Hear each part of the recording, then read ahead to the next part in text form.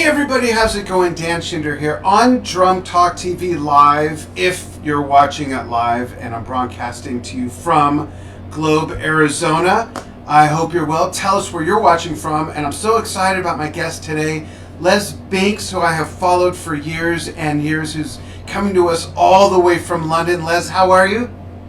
I'm fine, Dan. Thank you very much for inviting me on your show. Oh, thank you. I'm very excited to have you on because, like I said during this sort of pre-show chat, I followed the early days of Judas Priest when metal was being born. And folks, tell us where you're watching from. We'll take a few questions. And Les, your first time being on, it's like, oh, there's so much to talk about with such a long career. And instead of going chronologically, I'm going to bounce around a little bit. But I do want to ask you something, starting with an early days question. What was the music scene like, especially in the UK, when you joined Judas Priest for their world tour, which was their first tour where they came to the US as well? But what was it like when metal was sort of, I guess we could say, breaking around that time, right? It was an odd time, really, because it wasn't long before punk happened in the UK around 77. Right. Sex Pistols and all these other punk bands came on the scene. Yeah. And, the people in the record industry thought this is a new thing, and this is where we're going to go now, So, well, they forgot one big thing, and that was that the punk band scene was very much a club scene, small venues. Right. They weren't stadium rock, They didn't have a big show that they could put on like a lot of bands do today, Yeah. And it wasn't. Don't forget, America was probably the biggest market for British rock bands. Yeah. And it was important that for a band to be worldwide successful, they had to crack it in America. And one of the things that was so important then was FM radio play in America. Yeah. All these radio stations. Because it was before MTV and all these other things came along, before even the internet. Yeah. So it's a weird thing. I mean, I joined Judas Priest for the Sin After Sin tour, the album Sin After Sin, which Simon Phillips played on. Yeah. Simon did it as a session, studio session, Yeah. and then he was off on tour with, I think, the Jack Bruce band. Yeah. At the time. So he couldn't play live with the band. He couldn't tour with them. And that was when I was asked to step in. So I had to learn all Simon's drum parts from the Sin After Sin album. Mm-hmm. And we went on. We did a British tour to begin with, and then we went to the States, and that was the band's first American tour. And I think it was on that tour we actually we played a lot of dates with REO Speedwagon, Foreigner, I think. We even did one with Rush. Oh, really? Right. Oh, yeah. So that would have been the Farewell to Kings tour, 77, for them. Well, at that time I was very unfamiliar with Rush, I didn't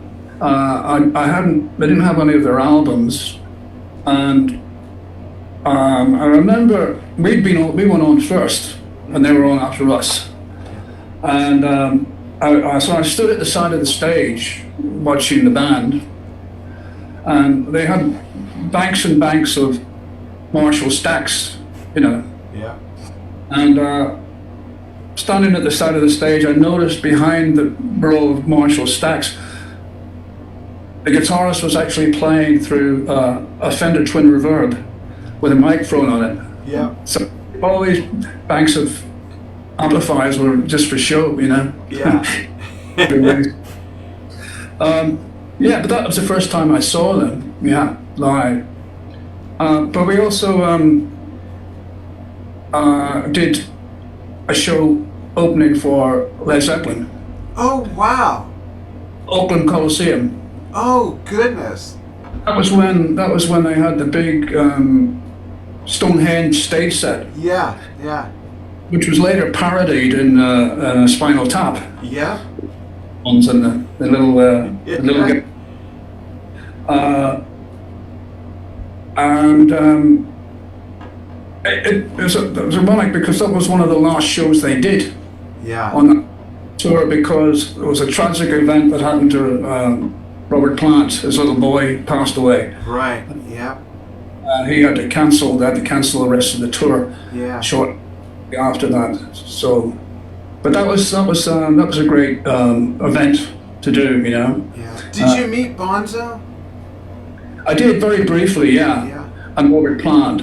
I don't think I spoke to Jimmy Page or John Paul Jones, but I think there was an incident with Bonzo that occurred backstage. Yeah, the dressing room incident with his son. Well, I wasn't around for that, but yeah. Yeah.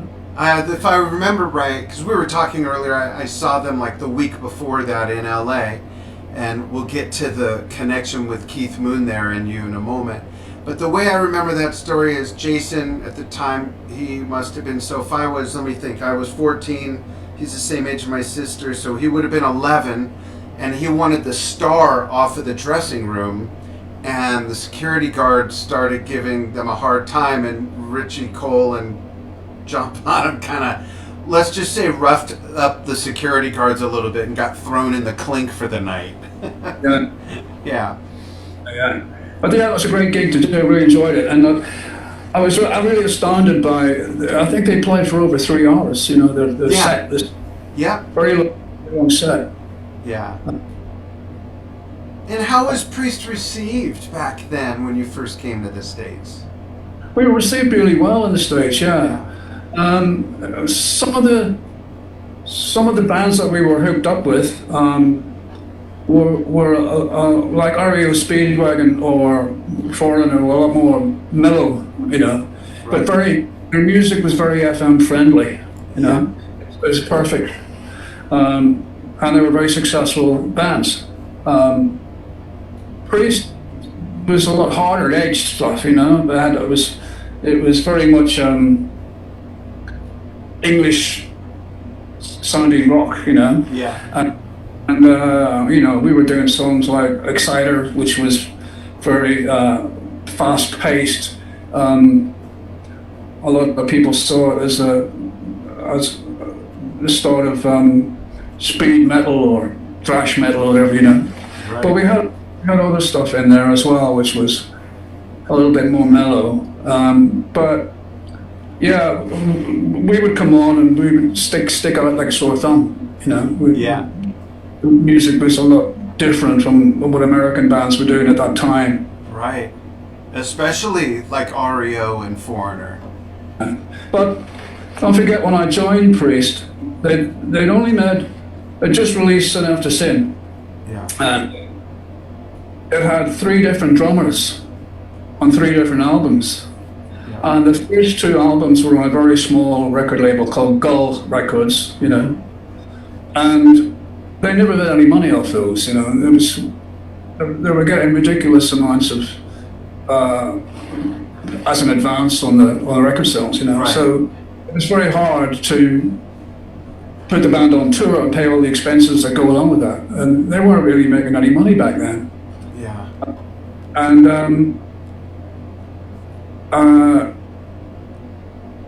they signed up with a new management company, and they said, look, we'll get you out of your old record contracts, all that sort of stuff, and we'll get you a worldwide deal, which they did with CBS Columbia.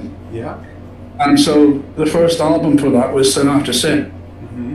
And that had Simon on it. So there were 3 different drummers on each album, on different drummer on each album. Right. And then I came along. And I did the next 3 albums, which was Stained Class. In England, it was called Killing Machine. Right. Yeah, And same album. America has retitled it as Hellbent for Leather. Yeah. And the reason for that was the American gun laws. You know, as you know,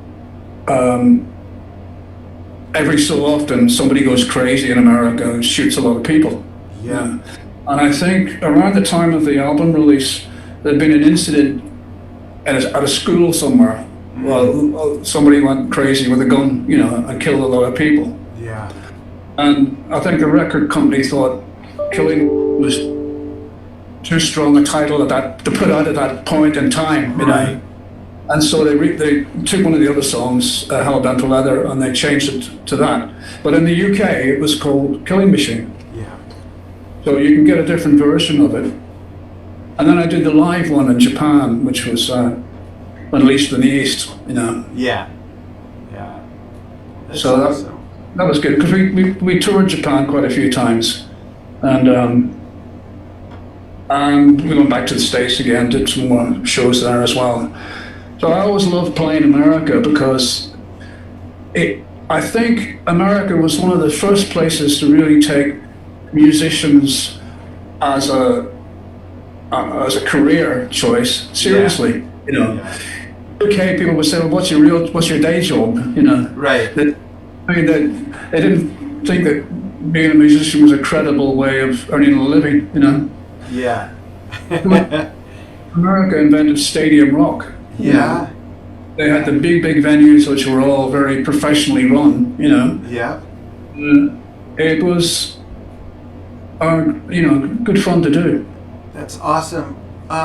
Folks, if you're just joining us, I'm Dan Shinder with Les Binks, who was with Judas Priest from 77 to 79. We're going to talk about some other things, wonderful things that he's done as well. You mentioned Exciter a moment ago, so I want to pull up a clip real quickly. And let's show that. And what's cool about this, folks, is it's the most important part of the song. It's a drum cam. So this is with his band Les Binks Priesthood, and you mainly just hear the drums. If you listen carefully, you can hear the other musicians as well. But I'm going to play a little bit of this, and then Les is going to share a Keith Moon story from when he met him way back when. So check this out.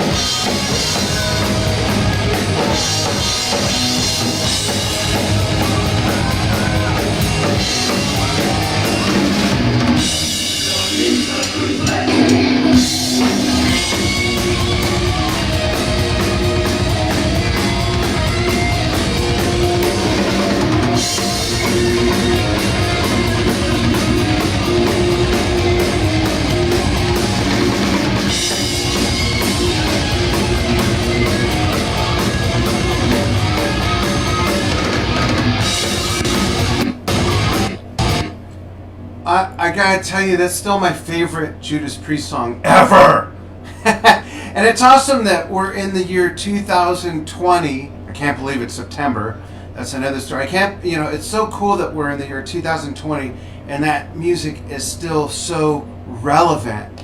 How does that make you feel when you see and hear and be able to play your stuff and people still just rocking to it? That's gotta be a great feeling, being that it was so long ago.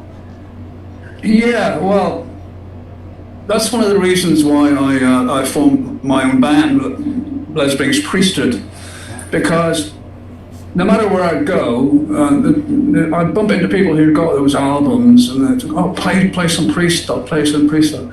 So I thought, well, why not do that? Why just play the stuff that I was directly involved with, the stuff that I played when I was in the band? Right. And I had to find the right musicians, to work with. So it took me a while to get people together, and we were asked to do a show. There's a thing that happens every year in Great Yarmouth here in Norfolk, Right. called Legends of Rock, and we were asked to do that. So we had to rehearse all the material again because I hadn't played it for so long. Right. And we chose a set list, and we did the show, and it went really well, And so initially it was just a one-off.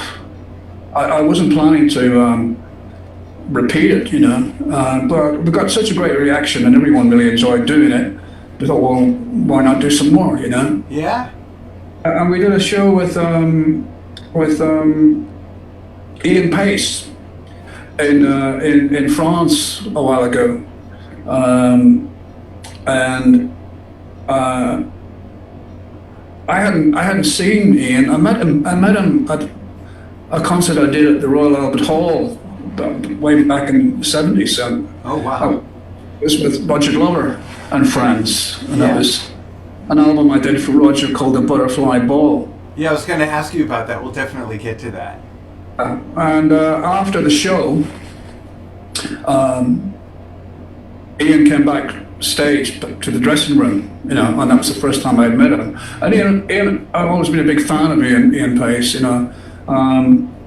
I always liked his approach to playing with Purple, Yeah. And they was kind of one of my favorite bands in that era. Mm-hmm.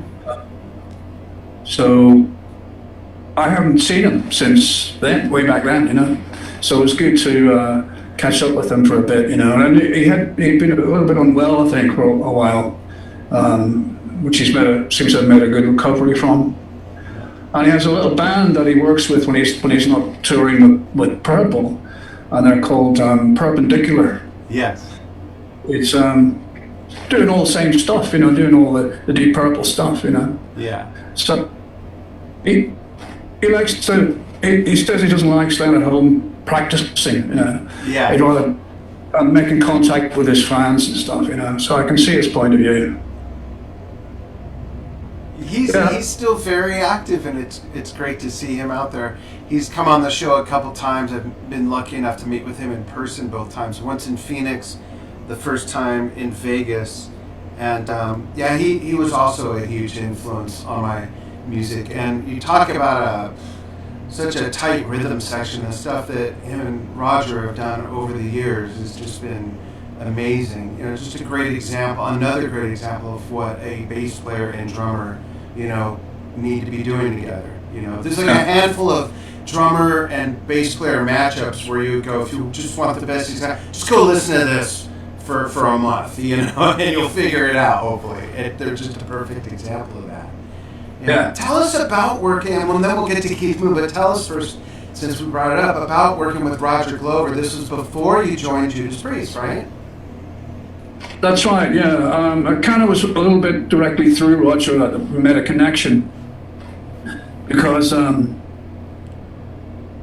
Roger had been asked to produce Sin After Sin. Right. They did a record producer, and they hired Roger to produce the album.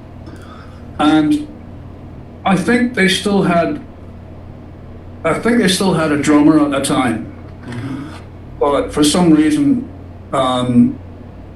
Roger didn't think he worked out very well or something along those lines. So he suggested bringing in Simon Phillips to do the album. And when, of course, Simon couldn't go on tour with them because he had other commitments, it was just a studio session for him. They were back to square one. They had, well, we've got tour lined up to promote this album, but no drummer. Crazy. And so they went back to Roger again, and he recommended me. And so I met up with the guys, and we had a blast together, and it all went from there, you know. Yeah. And I know you've played with KK Downing. Have you stayed in touch with any of the other guys since?